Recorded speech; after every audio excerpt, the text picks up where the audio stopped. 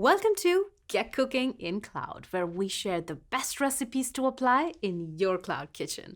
I am Priyanka Vergadia, and in this episode, we will talk about creating websites on Google Cloud using virtual machines.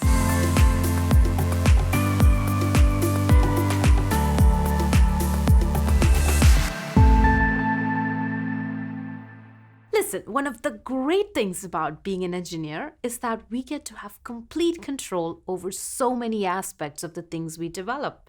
And for a lot of you out there, this extends to the websites you develop too. Let's say you need something more advanced than a static site, but need more control than what our managed services offer. To get more control with the same power, you can use Compute Engine. It is important to note that a well-designed web application should scale seamlessly as demand increases and decreases, and be able to withstand the loss of one or more compute resources. But a truly resilient and scalable web application requires planning.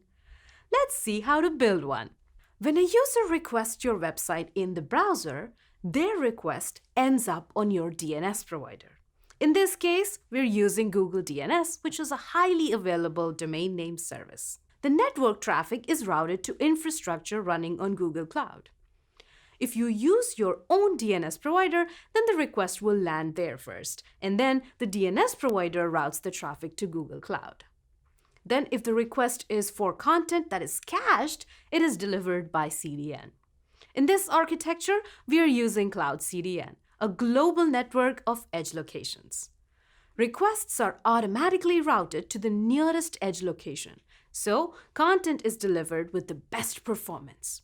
You can integrate with any other third-party CDN of your choice as well.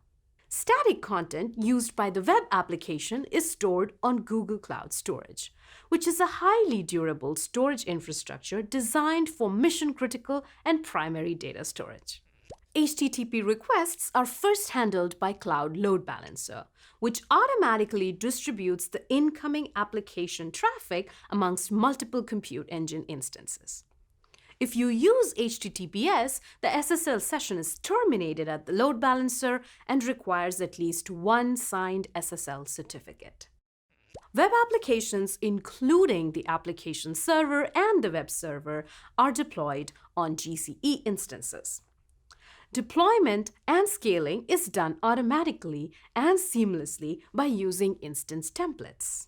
An instance template is a specific customized configuration of Google Compute Engine instances that facilitates the reuse of instance configuration by using managed instance groups. To learn more about instance groups, check out the next episode.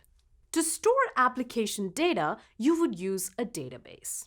The relational database used in this example is Cloud SQL. Cloud SQL is a fully managed database service that makes it easy to set up, maintain, manage, and administer your relational data in cloud. It automates all your backups, replication, patches, and updates. Now that you know how the web application architecture is set up, what happens if our website gets really popular and the traffic grows from hundreds to millions of users? Well, we need to make sure that our application can gracefully handle peaks and dips in our traffic. One way to increase capacity to handle peaks is to scale vertically by adding more CPUs and memory to the same instance. This means that vertical scaling will be limited based on the capacity of a single machine and its size. Horizontal scaling, on the other hand, is a better option for high availability applications because it allows you to scale the number of compute resources dynamically as the demand increases.